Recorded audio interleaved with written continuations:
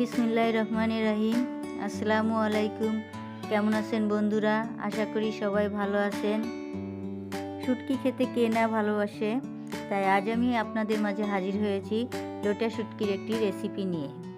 শুটকি মাছ খেতে যেমন মজা, তেমনি এতে আছে অনেক পুষ্টিগুণ। তাহলে সাথে থাকুন এবং দেখতে থাকুন। ভিডিওটি যদি ভালো লাগে তাহলে লাইক, কমেন্ট, শেয়ার করবেন এবং সাবস্ক্রাইব করে পাশে থাকবেন। লোটে শুটকি রান্নার জন্য আমি যে সবজিগুলো নিয়েছি তা হলো সিম নিয়েছি কেটে, বেগুন কেটে নিয়েছি, আলু কেটে নিয়েছি, 5টা লইটা কেটে নিয়েছি। লইটাগুলো দিয়েছে আমার স্টুডেন্টের আম্মা, তার হাজবেন্ড কক্সবাজার বেড়াতে গিয়েছিল, সেখান থেকে নিয়ে আসছে। এখন আমি লইটাগুলোকে গরম পানি দিয়ে ধুয়ে নিব, তাই চুলায় কিছু গরম পানি বসিয়েছি। পানি গরম হয়ে গেছে, এখন লইটাগুলোর মধ্যে দিয়ে দিলাম। এটাকে 1 মিনিটের মতন একটু চুলার উপর রেখে নাড়িয়ে চাড়িয়ে নামিয়ে নিয়ে আমি আবার ভালো করে ঠান্ডা পানি দিয়েও ধুয়ে নিব। এভাবে গরম পানি দিয়ে ধুয়ে নিলে শুটকির যে একটা বাজে গন্ধ সেটা চলে যায়। আমি এখন এটাকে নামিয়ে নেব। চুলায় আর একটি কড়াই বসিয়ে দিলাম। কড়াই গরম হতে হতে আমি মাছগুলোকে একটু ধুয়ে নিই। মাছগুলোকে আমি ধুয়ে নিয়েছি। কড়াই গরম হয়ে গেছে, এখন আমি তেল দিয়ে দিব। তেলটাকে কড়াইয়ের চারিদিকে একটু ছড়িয়ে দিলাম, এতে করে কড়াই আর পুড়ে যায় না। তেল গরম হয়ে গেছে, এখন আমি মাছগুলোকে একটু লবণ হলুদ মাখিয়ে হালকা ভেজে নিব। ভেজে নিলে শুটকির বাজে গন্ধটা দূর হয়ে যায়। এখন আমি মাছগুলোকে দিয়ে দিলাম। 1 মিনিটের মতন আমি ভেজে নেব এটাকে।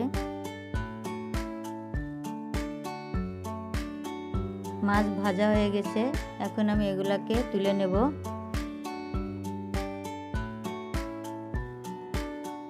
এবার আমি পেঁয়াজ কুচি দিয়ে দেব। পেঁয়াজটাকে একটু হালকা লাল করে ভেজে নিয়ে বাকি মশলাগুলো অ্যাড করব।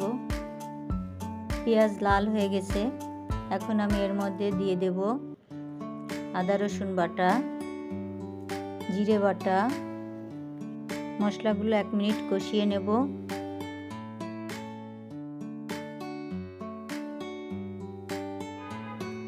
লবণ দিয়ে দিলাম, হলুদ দিয়ে দিলাম, মরিচের গুঁড়া। সবগুলো মশলা 1 মিনিটের মতন কষিয়ে নিতে হবে। এখন অল্প পানি দিয়ে দেব। পানি আর মশলা আরও কিছু সময় কষিয়ে নিতে হবে।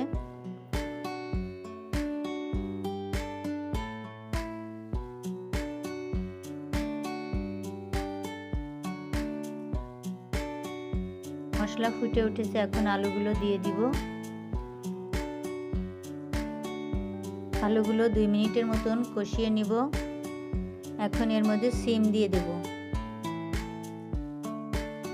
সিম আলু ভালো করে কষিয়ে নিতে হবে।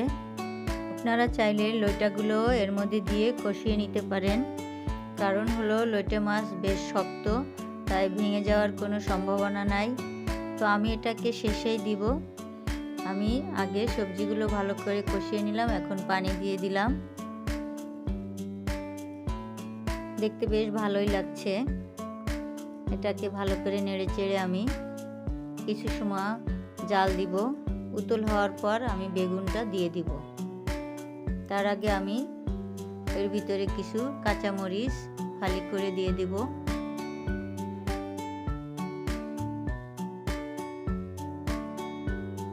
এখন এটাকে ঢেকে দিব।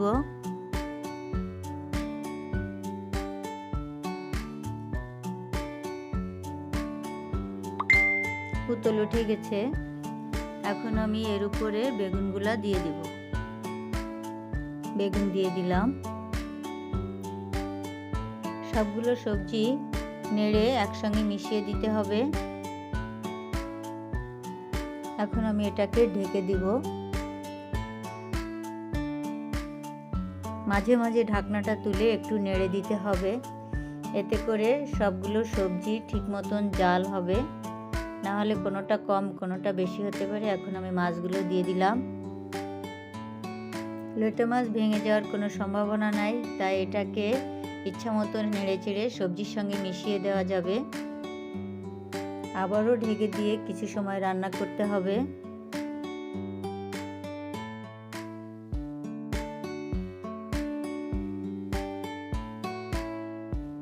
এখন আমি এর মধ্যে একটা টমেটো কুচি দিয়ে দিলাম। আপনারা চাইলে ধনিয়া পাতাও দিতে পারেন। আমার যেহেতু ধনিয়া পাতা খুব পছন্দ না, তাই আমি সব তরকারিতে এটা অ্যাড করি না। দেখতে বেশ ভালোই লাগছে, সুন্দর ফ্লেভারও বের হয়েছে। এখন ঢেকে দিয়ে আরও কিছু সময় রান্না করব। ঢাকনা তুলে আবার একটু নেড়ে দিতে হবে। রান্নাটা আমার হয়ে গেছে, এখন আমি এটাকে অন্য পাত্রে ঢেলে নিব। তৈরি হয়ে গেল আমার লইটা মাছ, শিম, আলু, বেগুনের তরকারি। আপনারাও এভাবে রান্না করে খেয়ে দেখবেন। সবাই ভালো থাকুন, সুস্থ থাকুন এই কামনা করে আজকের মতো বিদায় নিচ্ছি। আল্লাহ হাফেজ, সবাইকে ধন্যবাদ।